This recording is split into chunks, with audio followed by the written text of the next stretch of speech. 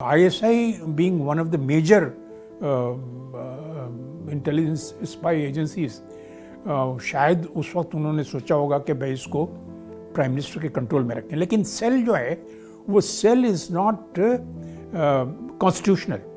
ये एक executive order से बनाया गया पॉलिटिकल सेल। तो प्राइम मिनिस्टर इमरान खान जो हैं वो एक एग्जेक्टिव ऑर्डर से विड्रॉ भी कर सकते हैं इस एक्ट को कि ये it will not remain part of the political domestic politics.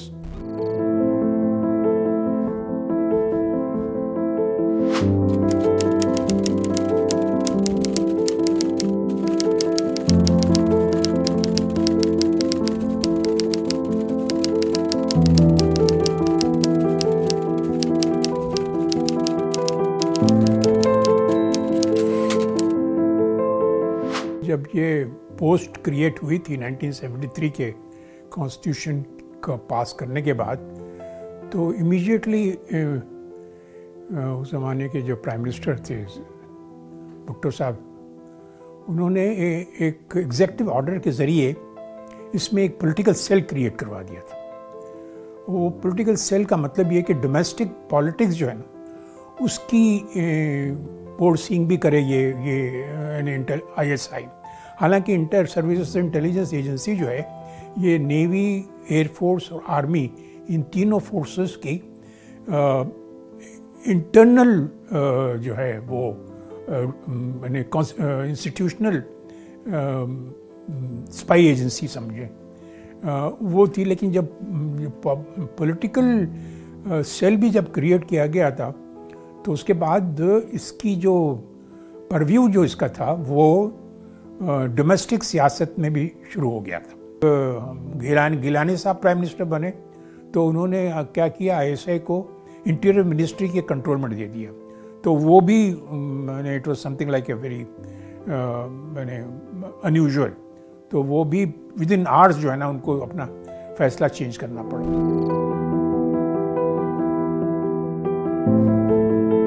PM का अपॉइंटमेंट इसलिए है कि ISI had become, यानी PM being the chief executive, ये इंटेलिजेंस की रिपोर्ट्स जो हैं वो PM के पास आती हैं।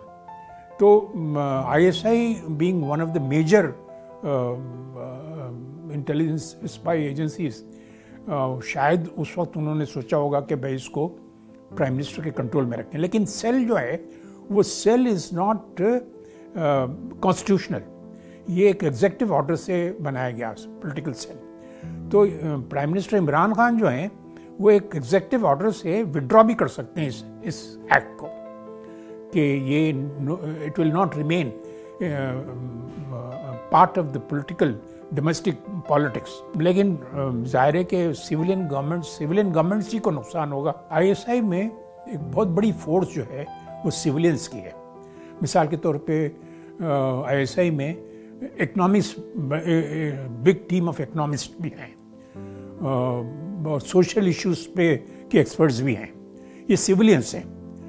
तो ये भी एक रीज़न हो सकता है जिसकी वजह से PM के कंट्रोल में इसको रखा गया है।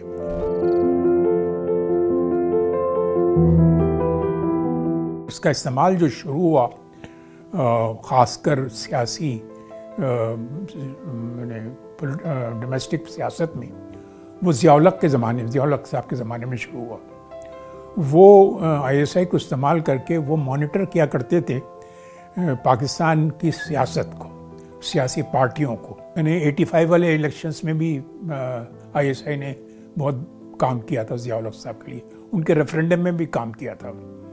और फिर जब ये 88 का इलेक्शन हुआ उसमें इन्होंने बड़ी कोशिश की इंटेलिजेंस एजेंसीज ने कि पीपल्स पार्टी को, बेनज़ीर भुट्टो को रोका जाए किसी तरह। के बाद से पंजाब में पीपल्स पार्टी की एंट्री नहीं हुई। के बाद जब दूसरी दफ़ा इलेक्शन हुआ बेनज़ीर की पहली प्राइम मिनिस्ट्री निकालने के बाद, गवर्नमेंट को निकालने के बाद, तो फिर ये तो खैर मैंने पब्लिकली कन्फेस्ड ये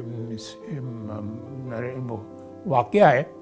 हमीद गुल ने, जो ज़माने के ISI चीफ थे, उन्होंने कन्फेस किया था, पब्लिकली कन्फेस किया था कि उन्होंने कोशिश करके IGI बनाई थी एज इंटेलिजेंस चीफ। और दुरानी साहब ऐसे उस ज़माने के ऐसे चीफ के मुतालिक कहा जाता था कि उन्होंने पैसे भी बांटे थे। तो ये जो इंटरफेरेंस रहा है ISI का मैंने लोगों को इलेक्शन में जितवाना हरवाना, इसकी वजह से ये इसके जो चीफ की जो पोजीशन है वो it has become very important Pakistan की सियासत में।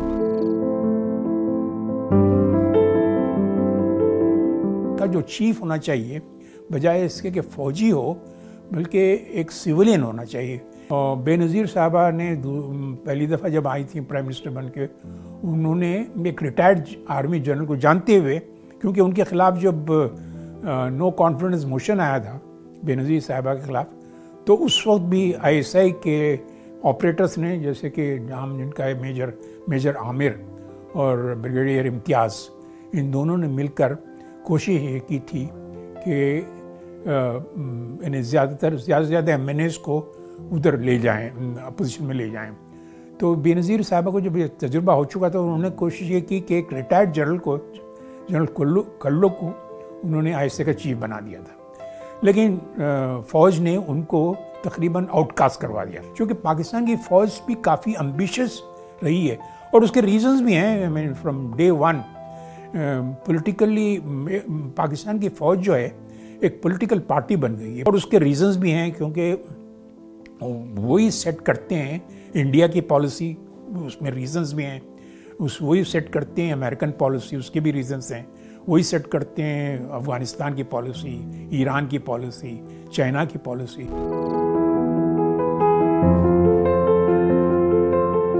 डायरेक्टरेट ऑफ एस का काम यही है, वो सियासतदानों के क़िबला दुरुस्त करते हैं। दुनिया में हर मुल्क के पास फ़ौज होती है और ज़रूरत होती है फ़ौज की, फ़ौज चाहिए भी होती है, लेकिन फ़ौज का काम ये होता है कि वो अपने मैंने सजेशन दे, अपने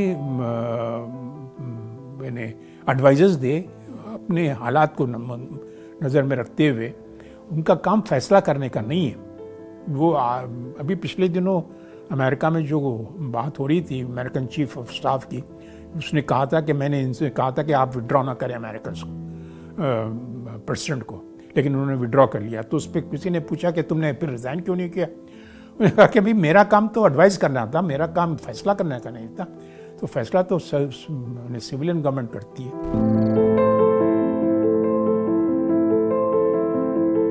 एक ट्रेडिशन है दुनिया में कि इंटेलिजेंस ऑफिसर को आप कभी चीफ नहीं बनाते, यानी फौज का। वो इसलिए कि उन्हें हर एक चीज़ का पता होता है, हर एक की कमज़ोरी का, जिसका वो फ़ायदा उठा सकते हैं। एक ज़माने में मैं PIA के मुतालिक काफ़ी, आज से तकरीबन पता नहीं 25 साल पहले की बात है, कि PIA पे मैंने बहुत ज़्यादा इन्वेस्टिगेटिव रिपोर्टिंग की थी। तो उस ज़माने के जो चीफ थे, अब याद नहीं आ रहा मुझे नाम उनका, देखें वो यानी डिफेंस सेक्रेटरी थे शायद वो। उन्होंने मुझे बुला भेजा और मुझसे कहा तुम जो कुछ भी लिख रहे हो मैं सब के मुताबिक मैं जानता हूँ। उसका रीज़न ये था कि वो ISI के चीफ रह चुके थे। तो ISI के चीफ को, लेकिन हमने क्या किया, अब कियानी को चीफ ऑफ स्टाफ बना दिया, और ये भी लोग कहते हैं कि फैज़ को भी चीफ ऑफ स्टाफ बनाने की शायद वो है, कुछ लोगों की ख्वाहिश है। तो ISI का चीफ जो है वो हर एक की कमज़ोरी जानता। तो ये ISI का चीफ जो है ना, जो पोस्ट जो होती है ना, वो it makes that money man.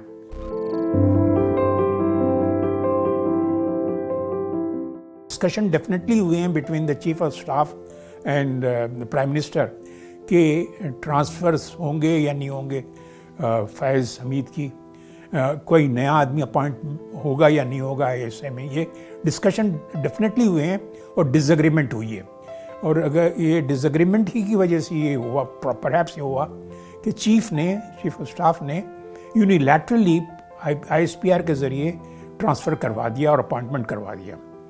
लेकिन चूँकि वो as a army chief you could do transfers, तो इनकी जो ट्रांसफ़र है वो फाइनल है, उसको चेंज नहीं किया जा सकता फैज़ हमीद को ट्रांसफ़र।